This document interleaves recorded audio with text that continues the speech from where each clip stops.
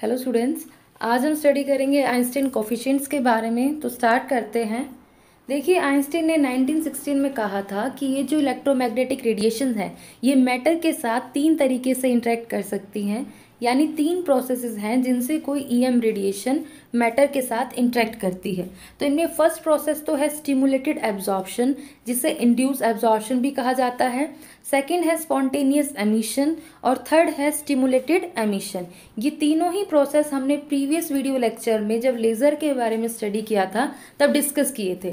तो अब इन तीनों प्रोसेसेस के करस्पॉन्डिंग जो आइंस्टीन कोफिशिएंट है वो इस तरीके से है। जो B12 है ये आइंस्टीन कोफिशिएंट है स्टिमुलेटेड एब्जॉर्प्शन के लिए, A21 आइंस्टीन कोफिशिएंट है स्पॉन्टेनियस एमिशन के लिए और B21 आइंस्टीन कोफिशिएंट है स्टिमुलेटेड एमिशन के लिए। तो हमें इन तीनों आइंस्टीन कोफिशिएंट्स के बीच में रिलेशन बताना है कि किस तरीके से ये तीनों आइंस्टीन कोफिशिएंट आपस में रिलेटेड है। तो सबसे पहले हम एक एटॉमिक सिस्टम कंसिडर करेंगे और मान लेते हैं कि let N1 and N2 be the number of atoms in the ground state and excited state respectively, such that जो ग्राउंड स्टेट है इसकी एनर्जी E1 है और एक्साइटेड स्टेट की एनर्जी E2 है and this E1 is less than E2। तो पहले हम बात करते हैं स्टिमुलेटेड और इंड्यूस एब्जॉर्प्शन के बारे में। देखिए, एक ऐसा प्रोसेस है ये जिसमें कोई ईएम रेडिएशन किसी मैटर के साथ इंटरेक्ट करती है। तो यहाँ पे हम दो एनर्जी स्टेट कंसिडर कर रहे हैं, एक ग्राउंड स्टेट और एक excited state, such that E1 energy है ग्राउंड स्टेट की और E2 एनर्जी है एक्साइटेड स्टेट की। यहाँ पे जो N1 और N2 है ये नंबर ऑफ एटम्स हैं इन the ground state and excited state respectively. तो इनिशियली हम ये मान के चल रहे हैं कि जो ग्राउंड स्टेट है उसकी पॉपुलेशन ज़्यादा है एक्साइटेड स्टेट से। तो हम ये कह सकते हैं कि initially N1 is greater than N2। तो अब ये एटम जो कि अपने ग्राउंड स्टेट पे है, हम इसके ऊपर एक इलेक्ट्रोमैग्नेटिक रेडिएशन को इंसिडेंट करवाएंगे। तो जो ये ईएम रेडिएशन है ये फोटोन से कंसिस्ट होती है। तो हम ये कह सकते हैं कि इस एटम के ऊपर हम एक फोटोन को इंसिडेंट करवाएंगे। तो ये एटम उस एनर्जी को एब्जॉर्ब करके एक्साइटेड स्टेट में चला जाएगा, सच दैट इस फोटोन की जो एनर्जी वो hν के बराबर है and this hν is equals to E2 minus E1। इसका मतलब ये है कि जो फोटोन की एनर्जी है वो दोनों एनर्जी लेवल्स के एनर्जी डिफरेंस के बराबर है। तो यहाँ से हम देख सकते हैं कि बिफोर एब्जॉर्प्शन जो है वो एटम अपने ग्राउंड स्टेट में है, बाद में हमने इसके ऊपर एक hν एनर्जी का फोटोन इंसिडेंट करवाया, एटम ने इस एनर्जी को एब्जॉर्ब किया और इसको एब्जॉर्ब करके एक्साइटेड स्टेट में चला गया। तो यहाँ पे जो ये प्रोसेस है इसमें आप देख रहे हो कि एटम के ऊपर हम फोटोन को इंसिडेंट करवा रहे हैं, जिससे हम एटम को ट्रिगर कर रहे हैं, स्टिमुलेट कर रहे हैं। इसीलिए इस प्रोसेस को कहा जाता है स्टिमुलेटेड और इंड्यूस एब्जॉर्प्शन।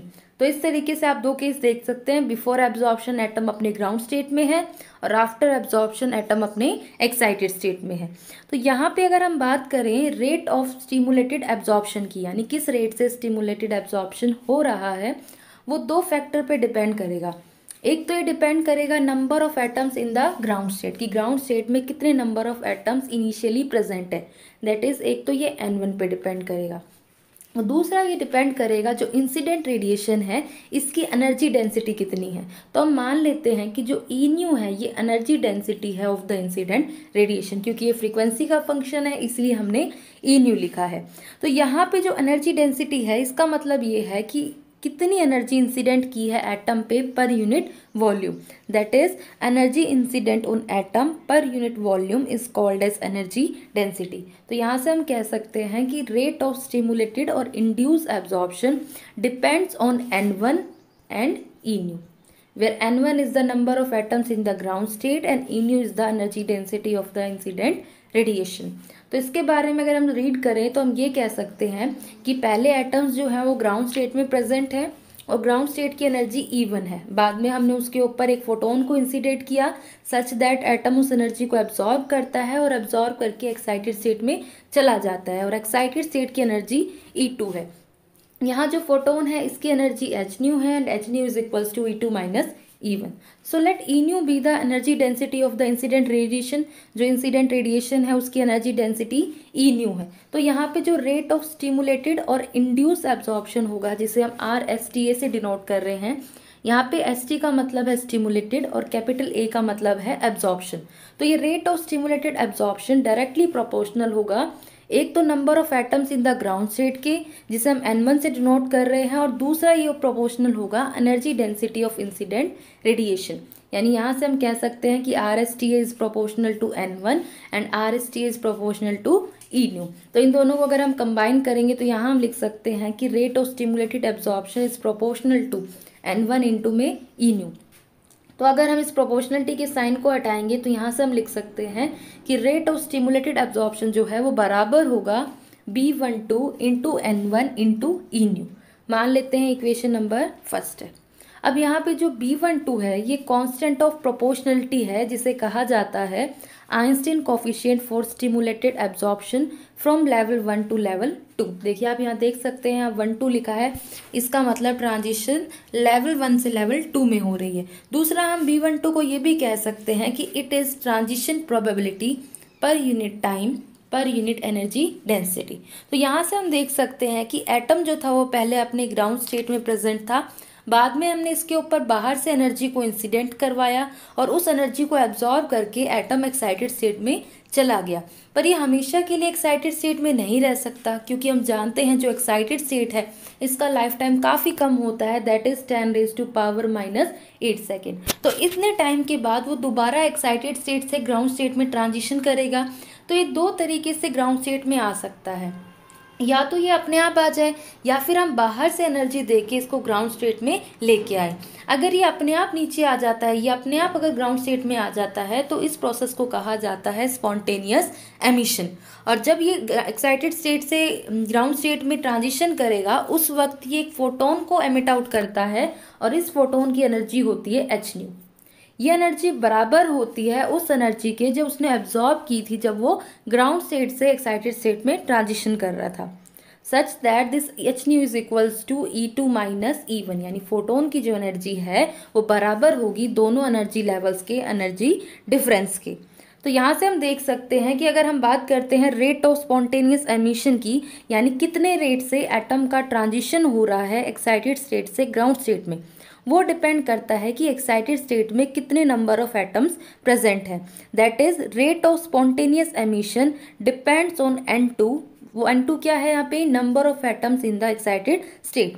तो यहाँ से हम देख सकते हैं कि हम बाहर से कोई एनर्जी इंसिडेंट नहीं करवा रहे हैं। यहाँ पे जो रेट ऑफ स्पॉन्टेनियस एमिशन है वो इंसिडेंट रेडिएशन की एनर्जी डेंसिटी पर डिपेंड नहीं करता, वो सिर्फ एक फैक्टर पर डिपेंड करता है और वो फैक्टर है N2, यानी कि एक्साइटेड स्टेट में कितने नंबर ऑफ एटम्स प्रेजेंट हैं बिफोर एमिशन। तो यहाँ से हम देख सकते हैं कि जो एटम ट्रांजिशन करेगा E2 से E1 में, वो दो तरीके से कर सकता है, या तो स्पॉन्टेनियस एमिशन से या स्टिमुलेटेड एमिशन से। तो पहले हम बात करते हैं स्पॉन्टेनियस एमिशन की। यहाँ पे हमने देखा बिफोर एमिशन जो है, इस डायग्राम में आप देख सकते हैं एटम अपने एक्साइटेड स्टेट में था, बाद में ट्रांजिशन करता है अपने ग्राउंड स्टेट में, क्योंकि एक्साइटेड स्टेट का लाइफ टाइम काफ़ी कम है। तो जब ये ग्राउंड स्टेट में ट्रांजिशन करेगा तो एक फोटोन को एमिट आउट करेगा और इस फोटोन की एनर्जी बराबर होगी जो उसने एब्जॉर्ब किया था ग्राउंड स्टेट से एक्साइटेड स्टेट में जाने में, उसके बराबर होगी। तो यहाँ हम कह सकते हैं कि this hν is equals to E2 minus E1, यानी दोनों एनर्जी लेवल्स के एनर्जी डिफरेंस के बराबर होगा। तो यहाँ पे जो रेट ऑफ स्पॉन्टेनियस एमिशन होगा, जिसे हम RSPE से डिनोट कर रहे हैं, SP का मतलब है स्पॉन्टेनियस और E का मतलब है एमिशन, तो RSPE डायरेक्टली प्रोपोर्शनल होगा N2 के। तो हम यहाँ से कह सकते हैं कि RSPE is proportional to N2, where N2 is the number of atoms present in the excited state before emission. तो यहाँ से हम अगर इस प्रोपोर्शनलिटी के साइन को हटाएं तो हम लिख सकते हैं कि rate of spontaneous emission is equals to A21 into में N2। मान लेते हैं इक्वेशन नंबर 2 है। अब यहाँ पे जो A21 है ये कांस्टेंट ऑफ प्रोपोर्शनलिटी है, जिसे कहा जाता है Einstein coefficient for spontaneous emission from level 2 to level 1। तो अब हम बात करते हैं हमारे थर्ड प्रोसेस की, जिसका नाम है स्टिमुलेटेड एमिशन। तो यहाँ पे हम देख सकते हैं जो ये स्टिमुलेटेड एमिशन होता है ये लेजर का बेसिक प्रिंसिपल भी होता है। तो स्टिमुलेटेड एब्जॉर्प्शन में तो हमने बाहर से फोटोन को इंसिडेंट करवाया था, जिससे ग्राउंड स्टेट के एटम बाद में एक्साइटेड स्टेट में चला गया था, सच दैट जो फोटोन की एनर्जी थी एच न्यू वो बराबर थी E2 माइनस E1 के। अब जो ये एटम है ये एक्साइटेड स्टेट में प्रेजेंट है, तो अब यहाँ पर जो एक्साइटेड स्टेट में एटम है इस पर हम फोटोन को इंसिडेंट करवाएंगे और इस फोटोन की एनर्जी एच न्यू होगी। तो एटम इस एनर्जी को एब्जॉर्ब करेगा और उसके बाद नीचे ग्राउंड स्टेट में आ जाएगा। जब वो ग्राउंड स्टेट में आएगा तो वो एक फोटोन और एमिट करेगा, जिसकी एनर्जी उतनी ही होगी जितना उसने एब्जॉर्ब किया था ग्राउंड स्टेट से एक्साइटेड स्टेट में जाने पर।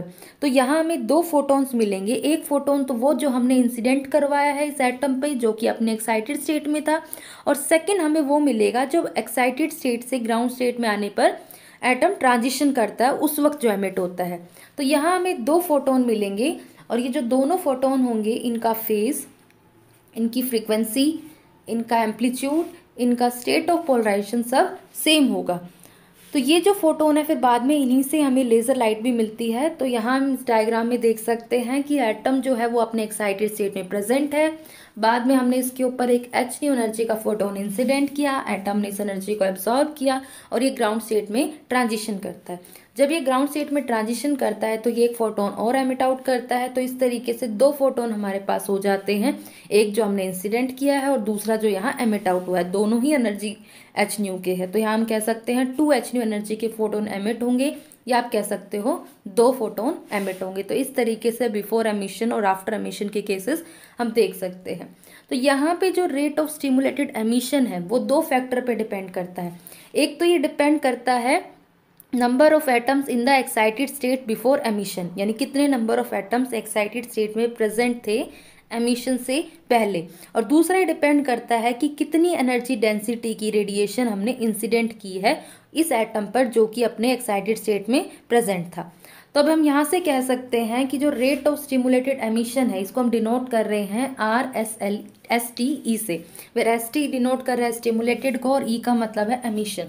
ये डायरेक्टली प्रोपोर्शनल होगा एक तो N2 के और एक E न्यू के, that is RST is proportional to N2, where N2 is the number of atoms present in the excited state before emission, and RST is proportional to E nu, where E nu is the energy density of the incident radiation। तो अगर हम इन दोनों को combine करें तो यहाँ से हम कह सकते हैं कि जो रेट ऑफ स्टिमुलेटेड एमिशन है वो प्रोपोर्शनल होगा N2 इंटू E न्यू, और इसको हम लिख सकते हैं कि RSTE is equals to B21 into N2 into में E न्यू। मान लेते हैं ये इक्वेशन नंबर 3 है।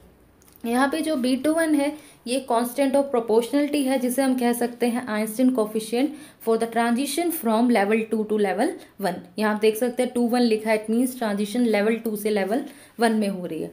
तो यहाँ से हमें 3 इक्वेशंस मिलेंगी इस तरीके से। जो फर्स्ट इक्वेशन है ये रेट ऑफ स्टिमुलेटेड एब्जॉर्प्शन बता रही है, second rate of spontaneous emission बता रही है, और जो थर्ड इक्वेशन है ये बता रही है रेट ऑफ स्टिमुलेटेड एमिशन।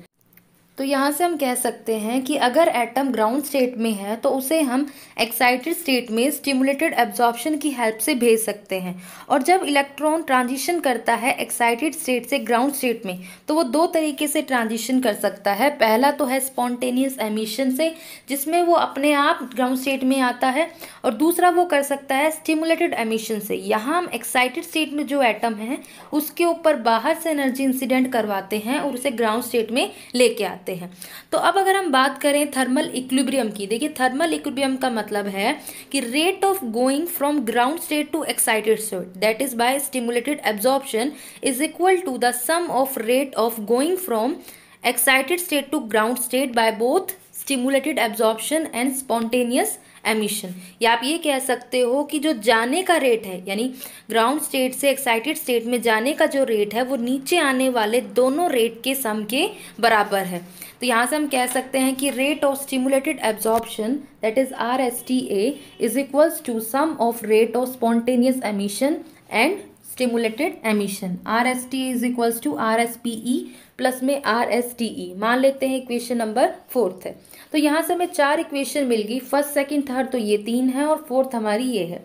तो अब 1, 2 और 3 इक्वेशन से हम RSTA, RSPE और RSTE की वैल्यू को पुट करेंगे इक्वेशन नंबर 4 के अंदर, तो हमें ये मिल जाएगा B12 इज इक्वल्स टू, ये एक्सप्रेशन हमें मिल जाएगा।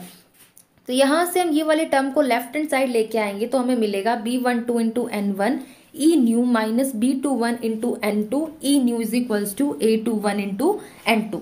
तो यहाँ से हम ई न्यू को कॉमन ले सकते हैं, तो ये ई न्यू बाहर आ जाएगा और यहाँ से हम ई न्यू की वैल्यू निकालेंगे तो बराबर आ जाएगी A21 इंटू N2 अपॉन में B12 into N1 minus B21 into N2। यहाँ से जो डिनोमिनेटर में टर्म है इधर से हम B21 N2 को कॉमन लेंगे तो यहाँ ये टर्म हमें मिल जाएगी। इधर तो यहाँ पे आ जाएगा B12 N1 अपॉन में B21 N2 और यहाँ -1।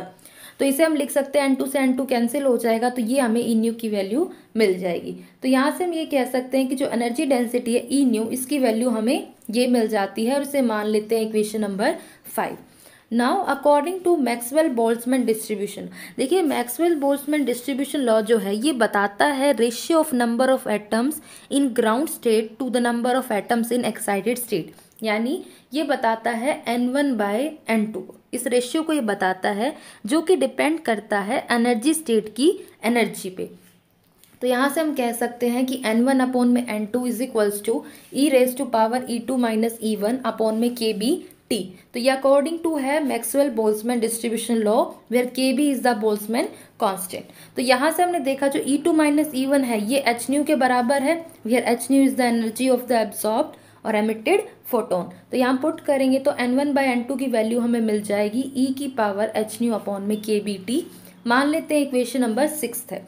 तो इक्वेशन नंबर 6 से हम N1/N2 की वैल्यू पुट करेंगे इक्वेशन नंबर 5 के अंदर, यानी यहाँ पे हम N1/N2 की वैल्यू को पुट करेंगे तो हमें ये इक्वेशन मिल जाएगी। इसको मान लेते हैं इक्वेशन नंबर 7 है। तो यहाँ पे एनर्जी डेंसिटी मिल गई है।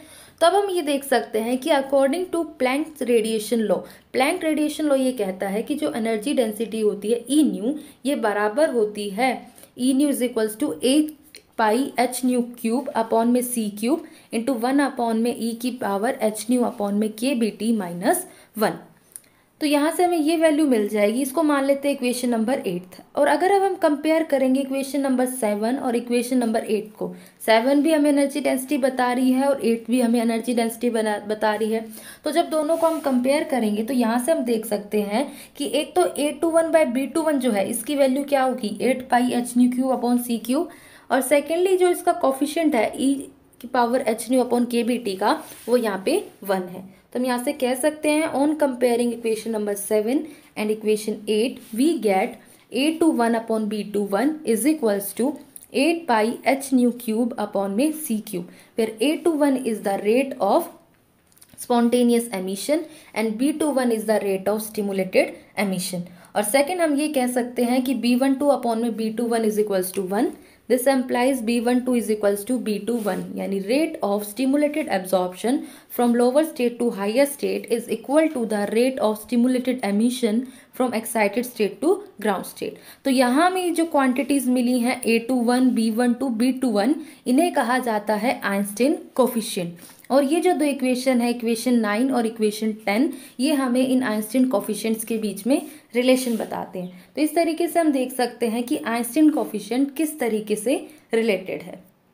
तो अगर हम इक्वेशन 10 की बात करें तो यहाँ पे हम कह सकते हैं, देखा हमने कि B12 is equals to B21 है। इसका मतलब ये है कि जो स्टिमुलेटेड एब्जॉर्प्शन है और जो स्टिमुलेटेड एमिशन है इन दोनों की प्रोबेबिलिटी जो है वो बराबर है। तो अब हमने देखा जो ई न्यू आएगा, जो एनर्जी डेंसिटी आएगी वो हमारी ये वैल्यू है A21/B21 अपॉन में 1, क्योंकि यहाँ पे हमारा क्या था प्लैंक्स लॉ के अकॉर्डिंग 8πhν³ अपॉन में c³, जिसकी वैल्यू ये है तो हमने यहाँ पुट कर दिया। तो हम कह सकते हैं from equation 8th and 9th। तो हमें यहाँ पे अगर ई न्यू को हम इस साइड ले आते हैं, ई न्यू को इस साइड ले आते हैं और इस टर्म को हम उस साइड ले जाते हैं, तो यहाँ से हम कह सकते हैं कि A21 अपॉन में B21 इंटू में E nu is equals to e⁻hν upon में kBT माइनस 1। तो यहाँ पे हमें दो केसेस मिलेंगे किसी गिवन टेम्परेचर के ऊपर। अगर हम फर्स्ट केस की बात करते हैं तो फर्स्ट केस ये है if hν is less than kBT, यानी गिवन टेम्परेचर के ऊपर अगर hν is less than kBT, T यहाँ टेम्परेचर यानी टेम्परेचर अगर ज़्यादा होता है तो ये जो एक्सपोनेंशियल टर्म है डिनोमिनेटर में इसको अगर हम एक्सपेंड करेंगे तो e की पावर है, तो e की पावर जो x होती है इसका एक्सपेंशन होता है 1 + x प्लस में x² 2 एंड सो ऑन। तो अगर हम इसको एक्सपेंड करेंगे तो हम देख सकते हैं इसका तो बन जाएगा 1 प्लस ये और -1 ये। जो हायर ऑर्डर की टर्म होगी वो हम नेग्लेक्ट कर देंगे, क्योंकि हम देख रहे हैं कि जो t है ये ज़्यादा है, यहाँ पे ग्रेटर है और ये डिनोमिनेटर में है, तो अगर नीचे वाली टर्म बढ़ती जाएगी तो और टर्म डिक्रीज होती जाएगी, इसलिए हम हायर ऑर्डर टर्म्स को यहाँ से नेग्लेक्ट कर सकते हैं। तो हमें यहाँ मिल जाएगा कि A21 by B21 E nu is equal किसके बराबर आ जाएगा, एच न्यू अपॉन में KBT, क्योंकि ये 1 से 1 तो कैंसिल हो गया। तो यहाँ से हम क्रॉस मल्टीप्लाई करेंगे तो हम कह सकते हैं A21 जो है, अच्छा ये चीज़ और देखिए कि एच न्यू बाई KBT जो है ये 1 से बहुत ही छोटा होगा, हम यहाँ से कह सकते हैं 1 से छोटा होगा, तो यहाँ से हम कह सकते हैं A21 is less than B21 into E nu. तो इसका मतलब ये है कि जो नंबर ऑफ स्टिमुलेटेड एमिशन है वो ज़्यादा होगी देन द स्पॉन्टेनियस एमिशन। अगर हम सेकेंड केस की बात करें तो यहाँ पे H new is greater than KBT, यानी टेम्परेचर यहाँ पे कम है, तो यहाँ हम देख सकते हैं हमें ये केस मिलेगा कि A21 by B21 into E nu is equals to exponential this term. अब यहाँ जब हम ई की पावर का एक्सपेंशन करेंगे तो हमें हायर ऑर्डर्स को नेग्लेक्ट नहीं कर सकते, क्योंकि यहाँ पे टेम्परेचर कम है, KBT वैल्यू कम है, तो हम नेग्लेक्ट नहीं कर सकते। तो यहाँ पे एक 1 से तो 1 कैंसिल हो जाएगा और ये टर्म हमें मिलेंगी। अब ये जो टर्म है सारी पॉजिटिव टर्म्स है, तो इट मीन्स ये ग्रेटर देन 1 आएंगी यहाँ पे। तो यहाँ से जब हम क्रॉस मल्टीप्लाई करेंगे तो हम कह सकते हैं A21 जो है वो ग्रेटर होगा B21 इंटू ई न्यू से। इसका मतलब ये है कि जो नंबर ऑफ स्पॉन्टेनियस एमिशन होगा वो ज़्यादा होगा then stimulated emission. So this is all about Einstein coefficients. Thank you.